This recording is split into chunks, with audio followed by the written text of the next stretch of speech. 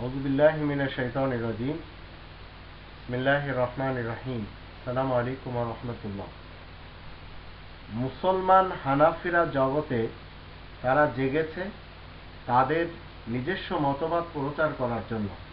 এমনকি যারা শাফি রয়েছে, যারা মালিকি রয়েছে, যারা হাম্বলি রয়েছে, যারা মাতুরিদি রয়েছে, যারা শিয়া রয়েছে, বিশেষ করে ফিকহে জাফরিকে যারা মেনে চলে, আজ তারা সবাই, এছাড়া ভারত থেকে তাবলিগি জামাত, দেওবন্দি, আবার বেরেলভি তাবলিগি জামাত, তারা সবাই জেগেছে তাদের নিজস্ব মতবাদ প্রচার করার জন্য।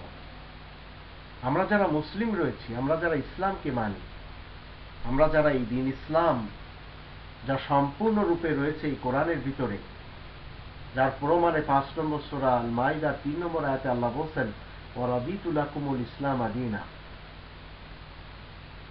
ইসলাম দিন হিসেবে ইসলামকে আল্লাহ তাআলা মনোনীত করেছেন, সম্পূর্ণ করে দেওয়া হয়েছে। মুসলিমদের জন্য আল্লাহ সম্পূর্ণ এবং কামেল করে দিয়েছেন এই দিন ইসলাম।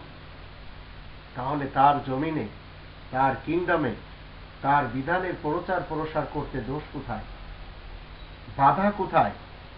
আপনি আমি যদি মুসলিম হই তাহলে আমরা কেন জাগব না?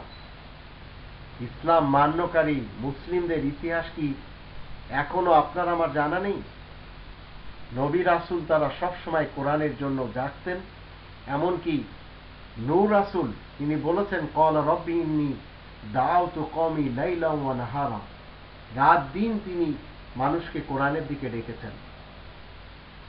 আজ আমাদের 50 নম্বর সূরা কফের 45 নম্বর আয়াতের দৃষ্টিতে কোরআনের সাথে উপদেশ দেওয়ার দরকার। 6 নম্বর সূরা আল আনামের 19 নম্বর আয়াতের দৃষ্টিতে কোরআন খুলে মানুষের সমস্যার সমাধান দেওয়া দরকার। আল্লাহ তাআলার কিংডমে যদি আজ আমরা আল্লাহ তাআলার আয়াত প্রচার না করি, তাহলে এই বাতিল তারা তাদের মতবাদ প্রচার প্রসার করে যাচ্ছে। আর কিয়ামতের মাঠে আমাদেরকে জিজ্ঞাসা করা হবে, আমরা কেন আল্লাহ তাআলার কিংডমে আল্লাহ তাআলার গ্রন্থকে প্রচার প্রসার করিনি। আসুন আমরা সবাই জাগি এবং আমরা যারা মুসলিম রয়েছি আল্লাহ তাআলার জন্য, আল্লাহ তাআলার কিংডমে আল্লাহ তাআলার কোরআন প্রচারের জন্য আমরা জেগে উঠি। ইনশাআল্লাহ বাতিল আস্তে আস্তে তারা বিলুপ্ত হয়ে যাবে।